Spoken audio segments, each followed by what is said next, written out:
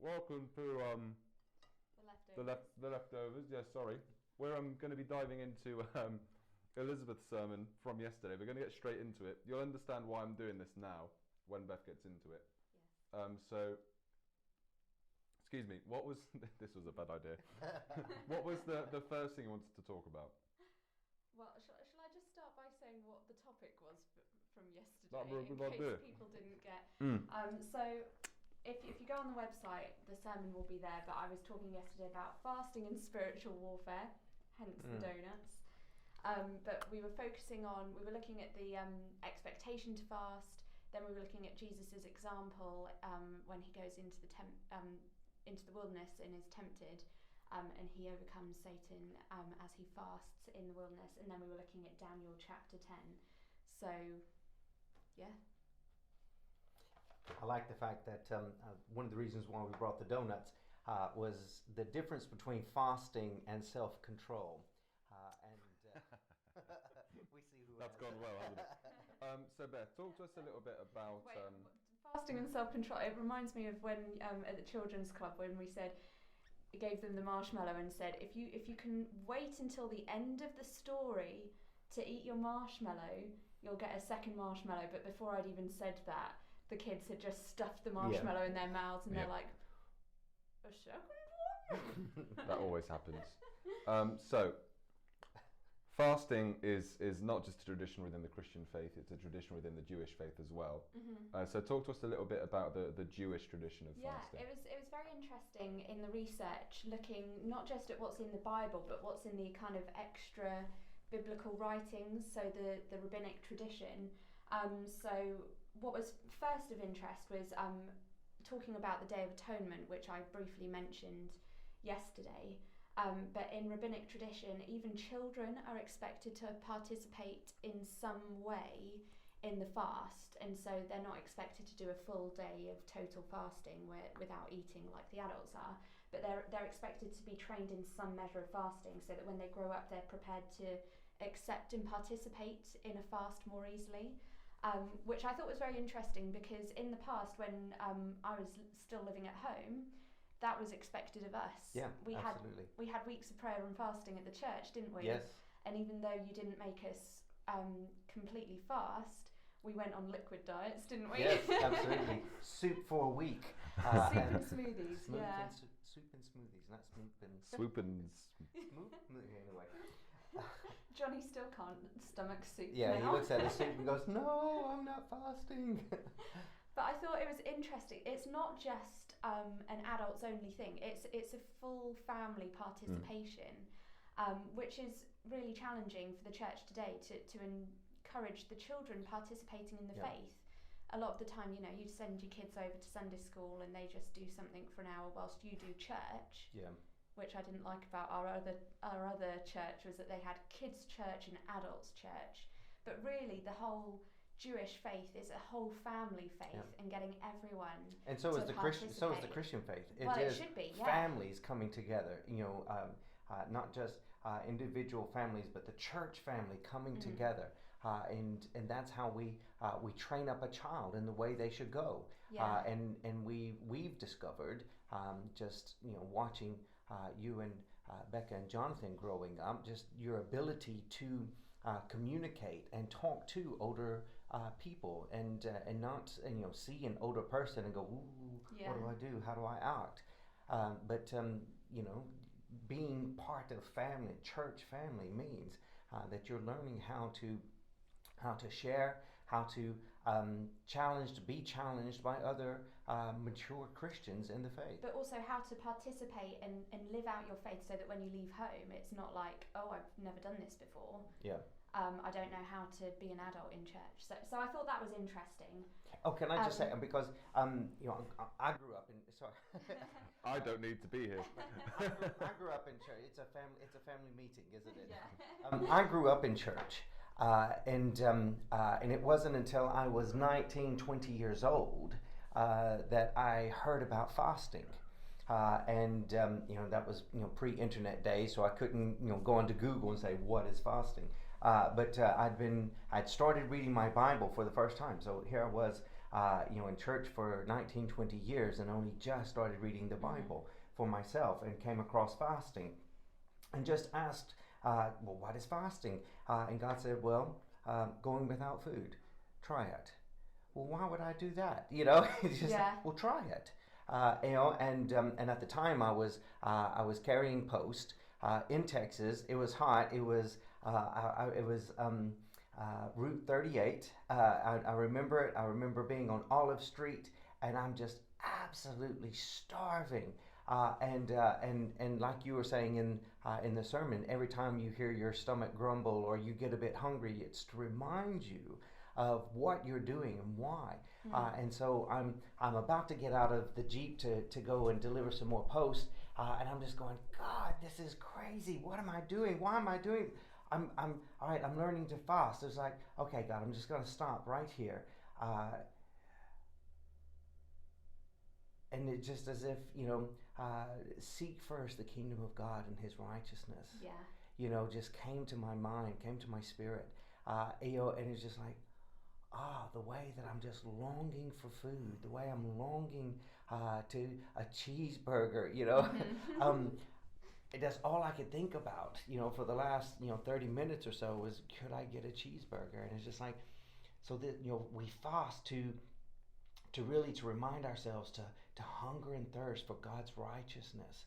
And you really brought that out, and it was just like, redirect those desires. Yeah. Can I just say, we're going to stop for 30 seconds. I've not selected all the microphones to record. We're not going to stop filming. You will hear a noticeable difference, everybody. But it's been a rush this morning, but we're still here. You will hear a stop.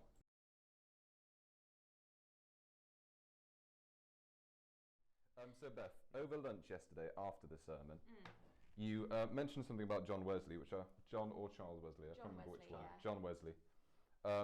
Something he said about fasting and what he required of his Methodist ministers. I thought it was quite interesting. He refused to ordain anyone into the Methodist ministry unless they fasted twice a week on Wednesdays and Fridays up until 4 o'clock, which it ties in quite well with the, again, the Jewish tradition was sundown to sundown to fast. Not like the Muslim fast of Ramadan where, if you get up early you can eat breakfast and then you can have dinner. So really you're only fasting one meal. But it's that sundown to sundown. So he required no food until 4 o'clock in the evening. But what he said, this is a quote that he said, "I'm persuaded that if a Christian has understood the need to fast and does not practice fasting, that he will backslide just as surely as the Christian who has understood the need to pray and does not pray." Wow. So it's for him it was that key. Again, it links back to that passage in Matthew 6 where there's the expectation to pray and no one, questions, well, do I really need to pray? And by that logic in the context, there's that expectation to fast. But we don't think that if you aren't fasting, that you're going to fall back into sin. But he had such a high regard for it that if you weren't practicing fasting, he thought you were going to lose that battle. You weren't going to have that victory over Satan. So it really is like presenting your body as a living sacrifice, which we talk about all the time, don't we? It's about relying not on earthly things as well, isn't it? It's about relying on something else. So talk about your next point. Well, I was going to bring out, which I didn't have time to yesterday, but that passage in Mark 9, which I've got here. Let me just turn to it and read. So this is after the Mount of Transfiguration. So Jesus has just been up on that mountaintop. We've seen Moses and Elijah with him. At the bottom of the mountain are his disciples. They've been sent out. They've been healing the sick. They've been casting out demons. They've been seeing amazing miracles. And when he gets to the bottom, there's a man who comes to him and says, "Teacher, I brought you my son who is possessed by a spirit that has robbed him of speech. Whenever it seizes him, it throws him into the ground. He foams at the mouth, gnashes his teeth, and becomes rigid. I asked your disciples to drive out the spirit, but they couldn't." And so Jesus then casts the spirit out. But afterwards, Jesus' disciples come to him privately and they say, "Well, why couldn't we drive the spirit out?" And Jesus replies, "This kind can only come out by prayer and fasting." Now, there's kind of some, in the scholarly world, there's some question as to whether it's prayer and fasting or just prayer. Some of the manuscripts only have prayer, some of them have prayer and fasting. I think what's important to note is that very early on, the majority of manuscripts had prayer and fasting, and the early church understood it to mean prayer and fasting. So to me, I think even if it wasn't in the very, very first manuscript, the Holy Spirit, by his direction and his guidance, put his words that he wanted to be preserved into the Bible. I think that's important, that the early church, the majority, I think it was like 90% of the manuscripts have fasting. Lots of people think, oh, we can disregard it because 10% don't. I think it's important not to disregard it, especially when the people who were there 100 years later understood it to be prayer and fasting. Yeah, and I think through the ages, quoting Wesley, but also Jonathan Edwards. My understanding, Jonathan Edwards fasted all the time, and sometimes when he got up to speak, Jonathan Edwards, of course, is the great American revivalist, and sometimes he would struggle to get up into the pulpit because he had fasted so long before he preached, and then he would just read his sermons.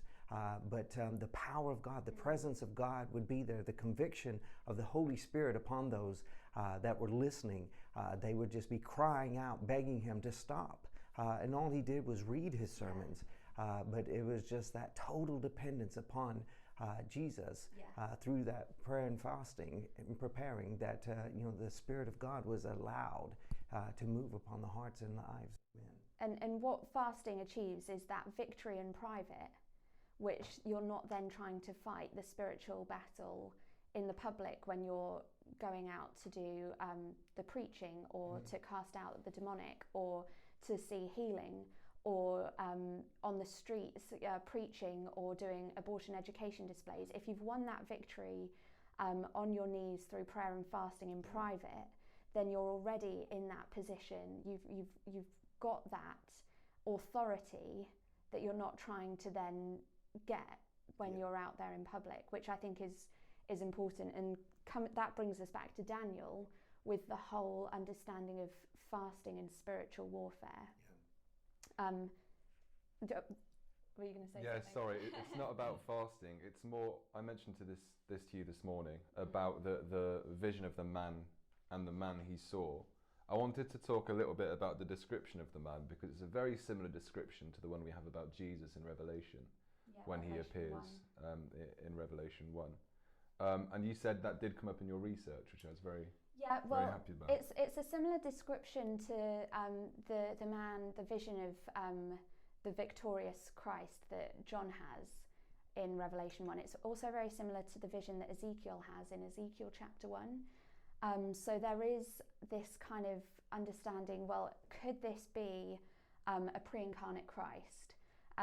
There's several things that kind of would speak to that. So he's dressed in these priestly garments, and of course Jesus is described as our great high priest, isn't he? But he's got this completely gold belt. Of course the priests had multicolored belts, but gold wasn't one of the colors, so it gives kind of this divine priestly image. Royalty, yeah. And he's stood above the waters, which later in Daniel, the one above the waters, not even the angels can approach the one who's above the waters. That echoes Genesis as well, doesn't it? Hovering above the waters. So there's these things that you can pick out that do sound very much like a pre-incarnate Christ that he's seeing. Now there's some question as to whether it actually is, because if this is the same person that then talks to Daniel, this person was resisted by the Prince of Persia. And so people are saying, well, if this is Jesus, how can he be resisted so effectively by the Prince of Persia? It seems like they're equally matched. So it doesn't make sense that Jesus, who is God, would be equally matched with a demonic angel. So some people say, yes, this is the pre-incarnate Christ, and the angel that talks to Daniel is a different figure. So Daniel sees this vision, and then an angel comes and lifts him up and talks to him, other people say, no, it's the same figure, therefore maybe he's just seeing a glorified image of Gabriel, or it's just a magnificent vision of an angel. So it's, I don't know. It differs. Well, It differs. I mean, certainly, if we look at going back to Moses in Exodus, we see that just 40 days on the mountain with God, that Moses come down and the people going, whoa, Yeah. Moses, put a veil over your face, you're too bright, the Shekinah glory. And so would we expect anything less of God's messengers when they coming down from the presence of God, that you're constantly in His presence? Gabriel said, I am Gabriel. I stand in the presence of God. These guys in God's presence, when they come down, of course they're going to have a reflection of that Shekinah glory on them, and so He would. He would be someone that you would fall on your face because of just the sheer magnificence and glory of God that has been just being in the presence. Yes, and I love that picture of a silversmith. God being the silversmith, and we're the silver, and and just burning up the dross, burning up the impurities, and rubbing us. That's a process. We call it sanctification. Of all the bad things coming to out of our lives, so that we can have a perfect reflection of God. And how does a silversmith know when he's got it all right? He sees himself perfectly, and that's what God is wanting to do. And if we can allow Him to do that, and fasting is a great way to be able to do that. To help. Okay, I've got this issue. I really need help. Well, let's just fast and pray about it. And then we say, right, okay. Well, like the educational display on Friday, setting aside time to do spiritual warfare, fasting, to be able to do spiritual warfare on the streets. And we joined with you and in praying, the prayers that we were praying, and then hearing your experience. It's just like, that's what we prayed, and although it didn't come across exactly the way you said it Sunday, when we heard what had happened on Friday, but on Sunday it's like, those are the exact words that we prayed, and just how in preparing our hearts and getting to a place that we are totally dependent upon God. Then when we pray and we ask, God does reward, God does hear, God does answer, and it's very exciting. But we do have to be careful, because you said, we can't use this to manipulate God. Yeah. We can't use this to control God, just to get our ways. And I was surprised you didn't pick up anything from Isaiah 58. What this is the fast. Kind of fasting, This is the fast that I require. But of course, in Isaiah, the Israelites were again trying to use fasting to force God to bless them. And God was going, no way. Because when you fast, you do all these things that, people... It links with the Matthew 6 and that hypocritical fast, doesn't it? That you can have all the outward appearance of holiness, but it's what's inside, your heart motive. Are you really seeking the righteousness of God in this? Because if you are, you won't be doing those things that He detests. Which I think is quite interesting in Daniel, that he was seeking God in prayer and fasting, and then just the prayer and fasting of one man, and the Prince of Persia is raging, and he is out there to stop that answer, and that's just one man in prayer and fasting, which I found was such a powerful image, that the angel that seems to have this stronghold over the entire nation sees that one man on his knees, humbling himself in fasting before God, and he's outraged, like that Psalm 2, why do the nations rage? Yeah. Well, because Daniel had put the king on his throne. Before you rush off for your meeting, Beth has a important meeting about the school. I think it's about the school. Yeah. Is there anything you'd like to bring out from your prep before you rush off for that? Yes. What I can leave you to discuss is this idea of us being in a spiritual warfare with fasting as the weapon, one of the weapons that we use. And so maybe you could turn to 2 Corinthians 10 and discuss that the weapons aren't of this world. And I just printed off a hymn, because we don't sing very much about Christian warfare. It's say fasting. No, well, we don't sing much about fasting. I did notice yesterday when I said fasting, I didn't hear any cheers. Oh, well, you know what? As we said afterwards, it's like the last time you spoke on Genesis 1, lots of amens. Yeah, I believe it. And we're going to speak about fasting. Cricket, cricket, cricket. It's some of our congregation feeling very convicted. Just like... Well, I mean, anytime, I even have examples. A group of Christians, we're going to get together, we're going to eat together, we're going to pray together. I said, well, can we have a time of fasting? Guess who didn't get invited back? So, yeah, I printed off this hymn about the life of a Christian being warfare, being a battle, and I just highlighted the second verse, which maybe, if you're looking at 2 Corinthians 10, you could talk about this. But what it says before I leave is, must I be carried to the skies on flowery beds of ease? That's talking about the comfort that we enjoy so much. Am I going to die having lived a life of comfort and ease, whilst others fought to win the prize and sailed through bloody seas? Right. I found that quite convicting, and just this idea that came through from Daniel was that any battle requires sacrifice. You can't stay at home with your family in your safe country. You have to sacrifice, you have to give up in order to go and fight. And that is what fasting is really, isn't it? It's that sacrificing something in order to engage in the battle that God's called us to engage in. Anyway, I'm going to... You need to rush off. I'm going to rush off. Unclip your mic.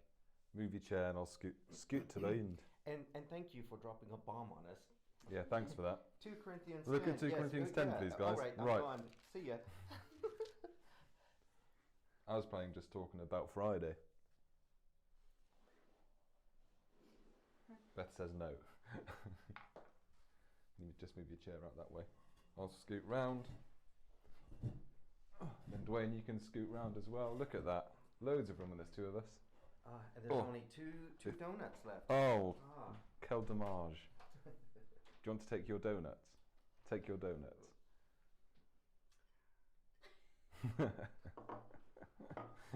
I'm going to scoot so my feet don't get stuck. And I'm back. Right, here we are again. I would have cut that, so Beth would have disappeared as if by a miracle. She's left us to look at 2 Corinthians 10. She hasn't told us what in 2 Corinthians 10 or what to look for except for spiritual warfare, really. Can you see it? On this won't help Saturday you when I was out on the street speaking, and the sun was so bright, and I had my sunglasses on, but not my bifocals. Okay, she's looking at she really wanting us to look at 2 Corinthians 10 verses 4. The weapons we fight with are not the weapons of the world. On the contrary, they have divine power to demolish strongholds. We demolish arguments and every pretension that sets itself up against the knowledge of God, and we take captive every thought to make it obedient to Christ, and we will be ready to punish every act of disobedience once your obedience is complete. Yes, so spiritual warfare and just the role that fasting has in spiritual warfare. And I think Elizabeth summed it up quite well, though, that we're willing to put aside comforts, like a donut, to engage in something that we're all called to, but so few actually do. And it's a shame, because shall we get to the end of life and realize, did I really do what I was called to do? That there is a battle. I think society today is a reflection of the church not engaging in battle in the past. And that a lot of the things that we're struggling with, we're fighting, abortion, the LGBT and a host of other things, addictions, mental health issues, all of these things, because the church did not engage. The church was silent. It was silent. It was it was back in the back rooms, enjoying their teas and biscuits, and in America, our potlucks, lots of suppers. We did lots of eating, not a whole lot of fasting and praying. Yeah. Which is why I was saying earlier, I got to 20, I knew how to feast. I knew how to barbecue. Yeah, absolutely. I knew how to barbecue a brisket and chicken and sausages and ribs, and make the barbecue sauce to go with it and feed hundreds of people. But when it came to going without, it was like, what? Why would I do that? And the more we use fasting, the more we see, as Elizabeth said yesterday, the rewards. And so many times we do things just for the rewards. But with fasting, if you're doing it for the right reason, you realize afterwards, say a couple of days later, that, hey, actually that's exactly what we prayed.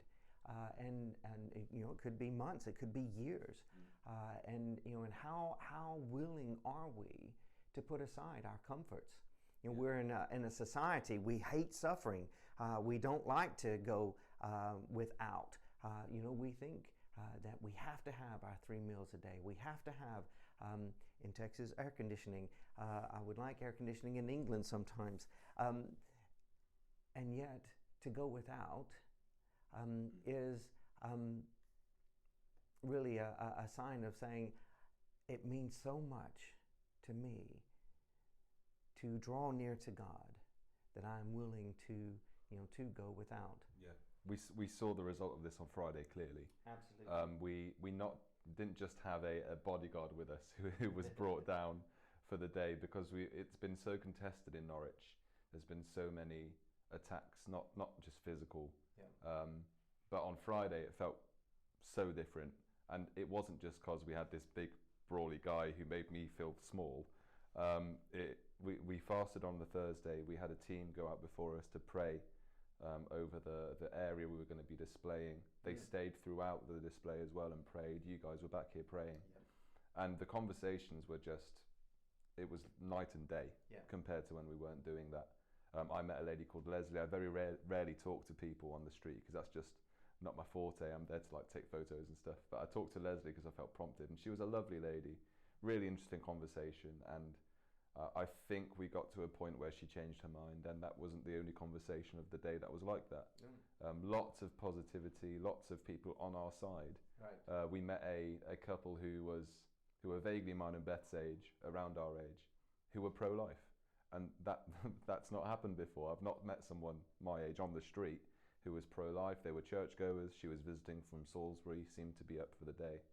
And that was really encouraging. And so it's just an incredible day that was clearly because of the grace gave us for the work, the grace that God gave us for the work we put in interceding for that day. Yeah, and we started well over 24 hours before. Yeah. I was reading something last week about the horrors of shock and awe when the Americans and the UK invaded the Middle East. They used this shock and awe of just lots of bombing, airstrikes, and that's what we were doing. From Thursday, is that we were using these divine weapons to fight in the spiritual realm for when you guys on the streets went in. That certainly there was so much historically from the shock and awe of the first Persian Gulf Wars, that there was so much demolished that when the armies went in, there was no resistance. They were just ready. Please stop the bombing. And we want to see that, but we also know that the enemy knows this now, and knows how effective. And just as in Daniel, the prince of Lakenham, or no, sorry, the prince of Norwich, will look to try to stop that. So that means we're going to have to continue to do this, because now that we've started, if we start taking steps back and not fasting, not praying, not fighting in the spiritual realm, then the enemy will take that ground back. And as Jesus said, if you clear out a house, clear the spirit out, and you don't replace it, you don't do anything in the house, he'll say, come on, let's go back, and he'll have 7 more than, and the problem will be 7 times worse. So we kind of set the stage, we kind of set the scene. Now we have to continue to move forward with this. So it's so we want to ask those of you who are watching, who were challenged, who heard the sermon on Sunday, that when we go out, I don't go out, I'm a prayer warrior for you guys, and I want to be that because that is so important. But we need more prayer warriors. We need more people fighting in the spiritual realm, so that you guys can walk in. And as it says, we demolish arguments and every pretension that sets itself up against the knowledge of God. And just to be able to talk and just to have a conversation with someone, and just ask a question, or just right, I agree, or whatever, and just the arguments just fall to the side, because they realize, actually, I'm not pro-abortion, I'm pro-life. And that's because of that spiritual fight. And so again, I challenge you, please join us in fasting and praying for the educational displays that go out in Norwich in the coming days. Yeah, you'll if you are wanting to do that, see Dwayne, see Dave, see myself, and we'll link you up to the chain that's on. Yeah. We're running out of time, so we're not going to do this week what's coming up this week every week, but there's a few exciting things coming up soon. First of all I think we should be thankful to the Lord for the new people He's bringing down to the day centre. Yeah, because we keep saying day centre, there's new people, but we don't say how thankful we are. So that's a big development. You and the team are. Yes, we've had a small team for since we opened in September 2020. We've had a small team because we've not had a whole lot of members at the day center. We went from 37 down to about 8, and so we're slowly expanding again, growing in numbers. But there's lots of people. There's lots of lonely people out there. Lots of older people who are in isolation, and we don't want them to be alone. We want them to come, have a good laugh, to join us with a good meal, and to make good friends, because it is good for their health. As I keep telling them, as we laugh through the day, laughter is good medicine, and it just lifts their spirits, and it encourages them, and we're excited about what is going on in the day center for older people. Yeah, and on Wednesday there's a slightly I'm slightly nervous about it, but our friend Lisa, who's part of our congregation, is doing some work with a doctor from Answers in Genesis called Nathaniel Jeanson, and he has accepted to be on a Zoom call with us to respond to an article that was on Network Norwich. And so look out for that episode. It will be a bonus episode out late this week. It will be around creation, evolution, the biblical account of how the world came to be, and the human account of how the world came to be. So that should be a good watch, a good listen. Lisa's joining me, which is very helpful because she has the brain to ask the correct questions, and she's prepped it all out. She's written my introduction, which will be better than what I was going to do anyway. So that's exciting. Trying to think what else is happening apart from the 2nd of April. You're off to America soon, aren't you? Yeah, I'm popping on. So you don't Don't really care what's happening. Oh, I do care. Come on. Dwayne, pray for Dwayne as he goes to see his family for the first time in a year or so. Yeah. Since Mom's been diagnosed with Alzheimer's, I've been trying to pop over and see her more regularly. It's not the same talking via Zoom as it is to be able to hold a hand, to have a hug. Again, which is why I do what we do what we do with the older people at the day center, is because it's more than just seeing someone on a video call. It's definitely more than just hearing a voice, and those are good and those are great. And I know sometimes that's all we have, but to be able to be in face to face in their presence, it makes a huge difference. Yes, I do pray for Dwayne as he goes out. On the 2nd of April, I mentioned this on Sunday, I have an album launch, EP launch, a little gig, which will be to raise money for music projects, but also to give to the building and the work of the church. 7 p.m. If you want to book ahead, there's limited tickets. If you want to book ahead, email me, or I might put the link on the video, I don't know. Email me, or it's 98p cheaper on the door. What a bargain. Hey. So that'd be 7 p.m. 7 p.m, 2nd of April. I believe that's everything. If I've forgotten something, I do apologise. I don't think I have. I haven't. That's perfect. We'll end there. Thank you for watching. Thank you. Make sure, again, if you've got to this point and you haven't listened to the sermon, wrong way round. Sermon first, then this video. And we'll see you soon. Look out for the Wednesday's episode with Dr. Nathaniel Jeanson and Lisa Skipper. Dr. Lisa Skipper. Dr. Lisa Skipper. Yes, Dr. Nathaniel as well. Yes. I keep forgetting. I need to remember. Yes. And not Dr. Lisa PhD. That's the wrong way to do it, I was told. Anyway, we'll see you soon. Take care. Cheers.